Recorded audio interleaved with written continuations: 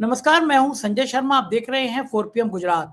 तो क्या ये एग्जिट पोल गुजरात लॉबी के लिए होते हैं? क्या सट्टा बाजार इसके पीछे होता है? बहुत सारी कहानियां अभय दुबे जी ने बताई है। मैं सीधे अभय दुबे जी के पास लेके चलता हूं। पूरी बातचीत सुनिएगा, आपको अच्छी लगेगी। चैनल को सब्सक्राइब जरूर कीजिएगा। शुक्रिया, thank you. 4 PM news network में आपका स्वागत है। अभय दुबे जी, आपका अगर एग्जिट पोल की बात करें तो आज मोदी जी 2 रोटी ज्यादा खा के सोए होंगे। सब एग्जिट पोल बम बम दिखा रहे हैं कि भारतीय जनता पार्टी की सरकार बन रही है बंगाल में। इसमें से काफी सारे ऐसे हैं जो पिछली बार भी भाजपा की सरकार बना चुके थे, और ये वही एग्जिट पोल हैं जो 400 पार दिखा रहे थे और पूर्ण बहुमत की सरकार नहीं बन पाई थी मोदी जी की।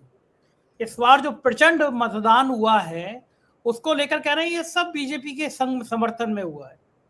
लोग अपना घर वर वापस जा रहे हैं, काम धंधा छोड़ के जा रहे हैं, वो मोदी जी को वोट डालने जाएंगे। ये एग्जिट पोल का फिर सट्टा बाजार, जो एक बार पिछली बार लोकसभा चुनाव आया था, एग्जिट पोल हुए थे, सामने आया था हजारों करोड़ रुपए का सट्टा बाजार, सट्टा लग गया था, हजारों करोड़ के वारे न्यारे हो गए थे। तो क्या इस बार भी बंगाल के नतीजे सट्टे के बाजार की तरफ एक इशारा कर रहे हैं? सट्टा किंग का मास्टर है या हकीकत में कुछ खेल हो गया बंगाल में? ज्ञानेश कुमार ने अपना खेल कर दिया, आपको क्या लगता है?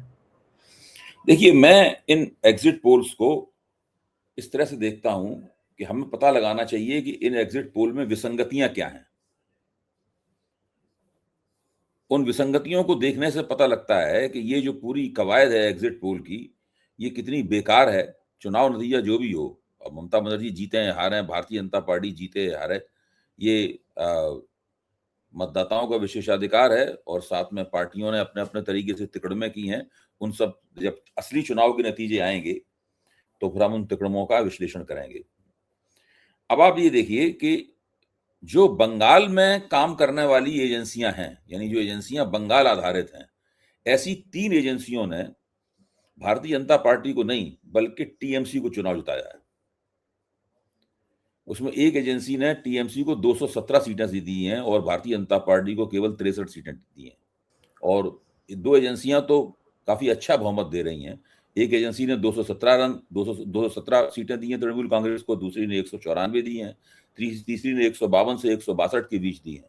और ये एजेंसियां भाजपा को क्रमशः 63, 73 और 115 से 125 के बीच में सीटें दे रही हैं।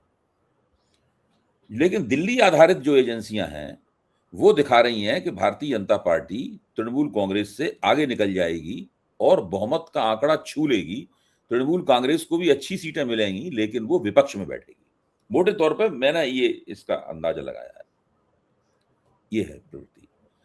अब इसमें ये एक विसंगति है, इस विसंगति को रेखांकित हमें करना होगा। कैसे, क्यों दिल्ली आधारित एजेंसियों को वही वोटर मिल रहे हैं जो कह रहे हैं, ज्यादातर वोटर कह रहे हैं कि उन्होंने भाजपा को वोट दिया, और जो कलकत्ता आधारित एजेंसियां हैं उन्हें वो वोटर मिल रहे हैं जो कह रही हैं कि वो तृणमूल कांग्रेस की समर्थक हैं।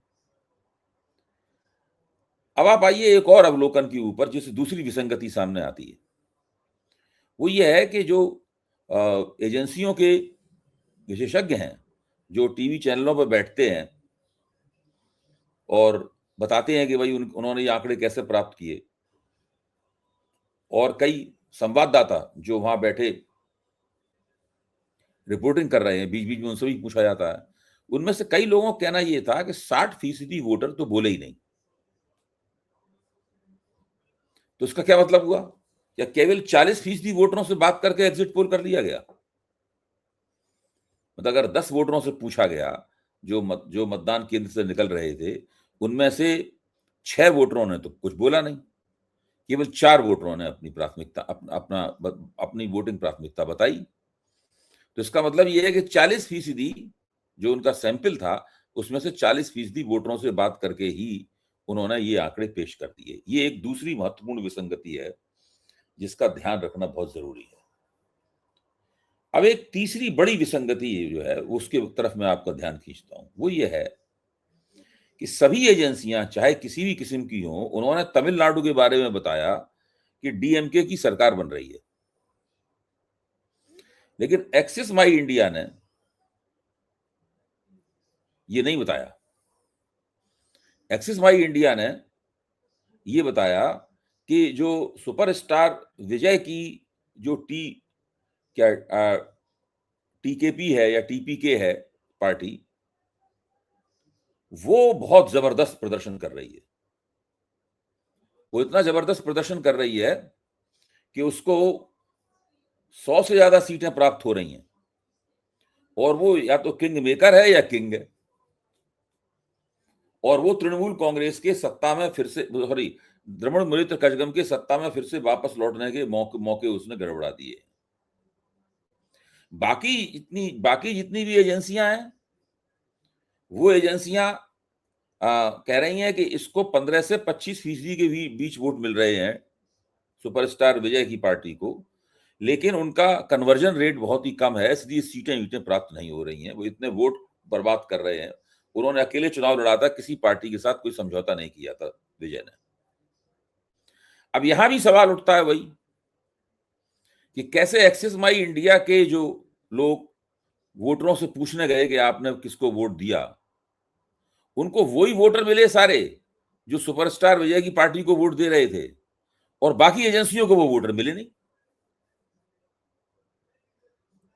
तो ये जो विसंगतियां हैं वो ये बताती हैं कि ये जो एग्जिट पोल जो किसी जमाने में चुनाव नतीजों की एक आहट दिया करते थे, एक जमाना था जो एग्जिट पोल जो आते थे वो मोटे तौर पर ठीक निकलते थे, उसमें गड़बड़ी होती नहीं थी एग्जिट पोलों में। वो एग्जिट पोल अब भरोसे के लायक नहीं रह गए हैं। मतलब बजाय इसके कि मैं किसी को डिसमिस करूं, कहूं कि ये ठीक नहीं है, वो ठीक नहीं है, ये नहीं, ये भरोसे के लायक नहीं रह गए हैं। अब जो पार्टी बता रही है कि सुपरस्टार विजय की पार्टी एक बहुत बड़ी पार्टी के तौर पर उभर रही है, जो बहुमत के नजदीक पहुंचेगी या किसी को कौन सरकार बनाएगा इसमें प्रमुख भूमिका निभाएगी, ये वही पार्टी है जो 2024 के चुनाव में 350 से ऊपर ले जा रही थी भारतीय जनता पार्टी को, 400 के नजदीक ले जा रही थी। वही एजेंसी है। बाद में इनके कर्ता धर्ता टीवी के ऊपर फूट फूट के रोए भी थे जब बहुमत नहीं प्राप्त हुआ। अच्छा, अब वो ये दांव मार रहे हैं तमिलनाडु की राजनीति में। बहुत दिनों बाद उनको ये सब करने को मिला है। अभी तक तो जो छोटे छोटे जो सोशल मीडिया के प्लेटफॉर्म थे उनके ऊपर काम कर रहे थे, उनके ऊपर अपनी भविष्यवाणियां कर रहे थे। इस बार फिर से उन्हें बड़ा चैनल मिल गया भविष्यवाणी करने के लिए। तो मुझे लगता है कि ये उन्होंने एक बड़ा दांव लगाया है एक बार फिर, कि अगर तमिलनाडु में उनकी बात सही हो गई, और किसी ने ये बात तो कही नहीं है, तो उनकी प्रतिष्ठा एक बार फिर वैसी ही हो जाएगी जैसी 2024 के पहले थी। खतरा भी है इसमें, दांव है। तो आप कह रहे हैं सटोरिए, ये तो सबसे बड़ा सट्टा तो यही है, लंबा दांव लगा दिया इस बार। हाँ, अगर जैसा उन्होंने कहा है वैसा ही निकला तो फिर उनकी प्रतिष्ठा बहुत बढ़ जाएगी। अगली बार वो ज्यादा बड़ा प्राइस कमांड करेंगे, बड़ी बड़ी रकम लेंगे एग्जिट पोल करने की, ओपिनियन पोल करने की। और अगर वो दांव नहीं लगा तो कोई बात नहीं, फिर कहेंगे हमारा फलाने प्रांत में ठीक हो गया, इस प्रांत में गड़बड़ा गया, उस प्रांत में 5 प्रांत है ना, एक प्रांत में दांव लगाया जा सकता है। तो ये देखिए इस तरीके से ये पूरा खेल चल रहा है। इसलिए अब इस पूरे खेल के ऊपर हम लोग क्या भरोसा करें, क्या टिप्पणी करें, कैसे इनको हम आने वाले नतीजों का एक पुख्ता अनुमान माने। दूसरे,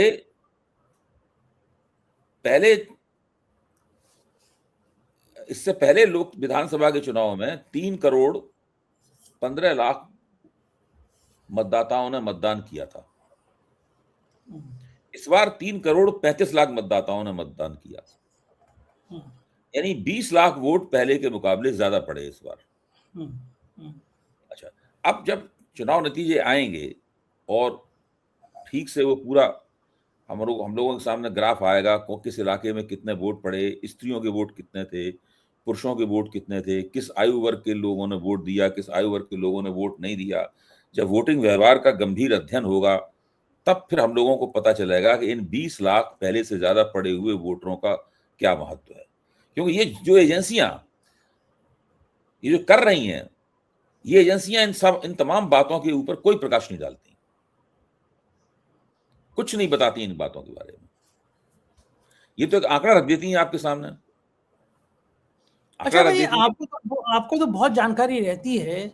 इन एजेंसियों को इस तरह का सर्वे करने के लिए पॉलिटिकल पार्टी क्या वाकई में करोड़ों रुपए देती हैं? देखिए, ये एक सर्वे तो पॉलिटिकल पार्टियों के लिए नहीं, ये सर्वे तो उन्होंने टीवी चैनलों के लिए किए हैं। हम्म। टीवी चैनलों से इन लोगों के अनुबंध होते हैं। टीवी चैनल इन्हें कहते हैं कि भाई आप हमें एक सर्वे करके दीजिए, हमें जितना बड़ा चुनाव होगा, जितना बड़ा सैंपल होगा, उतना ही ज्यादा पैसा होता है। वो तो आप ये तो ये है कि सवाल ये है कि आप कितने वोटरों से पूछेंगे कि आपने किसको वोट दिया। जितने ज्यादा वोटरों से आप पूछेंगे, उतना ही ज्यादा चैनल वाला आपको पैसे देगा। पूरा मामला ये लोग है, जितना बड़ा लोग कहते सैंपल, हैं जितना बड़ा सैंपल उतना ज्यादा माल। लोग कहते हैं कि पिछली बार पार्लियामेंट के चुनाव में सट्टोरिया जो हैं उन्होंने करोड़ों रुपए अरबों रुपए सट्टा लगा दिया था कि ये कह दो 400 पार, और वाकई में शेयर मार्केट एकदम बढ़ गया था और बाद में लाखों करोड़ रुपए डूब गए लोगों के। तो सट्टा बाजार भी क्या ऑपरेट करता है? एक जांच कमेटी बैठी हुई थी लेकिन वो जांच ठंडे बस्ते में चली गई। सट्टा बाजार फूट बिल्कुल फूट ऑपरेट करता है। देखिए, आजकल राजनेताओं की जो घोषणाएं होती हैं, निर्णय होते हैं, वो निर्णय बहुत ही खास तरीके से कैलिब्रेट किए जाते हैं ताकि सट्टा बाजार में कुछ लोग जो है वो पैसे कमा लें। डोनाल्ड ट्रंप जो अमेरिका में तरह तरह की युद्ध के बारे में घोषणाएं करते हैं, और युद्ध से पहले भी वो लगातार घोषणाएं करते रहे हैं, तरह तरह की घोषणाएं, और घोषणाएं करने के थोड़ी देर पहले और थोड़ी देर बाद जब जो स्टॉक मार्केट में गतिविधियां होती हैं, उसमें ये देखा जाता है कुछ खास तरह के लोग बड़ी रकम कमा रहे हैं। ये बीबीसी की एक संस्था ने इस प्रकार का अध्ययन किया है, और 9 घोषणाएं डोनाल्ड ट्रंप की ऐसी पाई गई हैं जिनके कारण कुछ लोगों ने बहुत पैसे कमाए, और बाद में वो लोग सट्टा बाजार में सक्रिय नजर नहीं आए, माल कमा के वो घर बैठ गए। अच्छा, आपको याद होगा कि पिछले चुनाव में तो अमित शाह ने और नरेंद्र मोदी ने कहा भी था कि भाई दांव लगा दो सट्टा बाजार में, हम लोग जीतने जा रहे हैं। तो ये अब तो ये बिल्कुल सट्टा बाजार में अपने दोस्तों यारों को पैसा कमवाना, ये नेताओं का एक हथकंडा हो गया है, जिस हथकंडे पर वो बड़ी निर्लज्जता के साथ में काम करते हैं। राजनीति अब वो नहीं रही पहली, जिस तरह की राजनीति देख के हम लोग बचपन में बड़े हुए थे। अब इसके अंदर जिस तरह की तिकड़में, जिस तरह की हथकंडेबाजी, जिस तरह के झूठ, जिस तरह का फर्जीवाड़ा, ये सब आ गया है जो है, वो बहुत ही अफसोसनाक है। तो मन ये भी करता है कि राजनीतिक समीक्षा का ये पेशा छोड़ दिया जाए। थोड़े बहुत पैसे बचे हुए हैं, कल लगा दूं सट्टा शेयर मार्केट में। शेयर मार्केट तो कल बढ़ेगा ऐसे एग्जिट पोल को देखने के बाद में बूम बूम होगा, और जब रिजल्ट आएगा उससे पहले निकाल लूंगा, क्योंकि रिजल्ट जो है मुझे तो लगता तो नहीं है कि इतनी बम्पर वोटिंग मोदी जी को, जो लोग ममता बनर्जी का अपमान कर रहे थे, उनके पक्ष में होने वाली। आपको लगता है कि इतनी वोटिंग हुई होगी उनके पक्ष में? मेरी तो अभी भी राय ये है कि ममता बनर्जी को पश्चिम बंगाल में चुनाव जीतना चाहिए। भारतीय जनता पार्टी की कुछ सीटें बढ़ सकती हैं, 70 से बढ़ के सीटें 100 पहुंच सकती हैं, या 100 या उससे कुछ कम रह सकती हैं, या 5-7 ज्यादा हो सकती हैं। बस इससे ऊपर भारतीय जनता पार्टी नहीं आएगी। ममता बनर्जी को जीतना चाहिए। आसाम में भारतीय जनता पार्टी के जीतने के मौके हैं। उसके बाद में केरल में जो कांग्रेस के नेतृत्व वाला यूडीएफ है, यूनाइटेड डेमोक्रेटिक फ्रंट है, वो चुनाव जीतेगा, और उसके बारे में सभी एजेंसियां भी एक मत हैं कि वही चुनाव जीतेगा। और आप इसमें तमिलनाडु में सब लोग द्रविड़ कड़गम को जिता रहे हैं, और आराम से जिता रहे हैं, एक्सिस माई इंडिया को छोड़कर। बड़ा रोचक बना दिया बंगाल का चुनाव।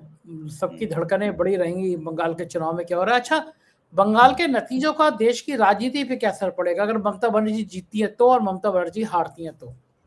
भाई, ममता बनर्जी अगर जीतती हैं तो एक बार फिर से तय होगा कि भारतीय जनता पार्टी क्षेत्रीय शक्तियों से कितनी भी कोशिश कर ले, उनसे पार नहीं पा सकती।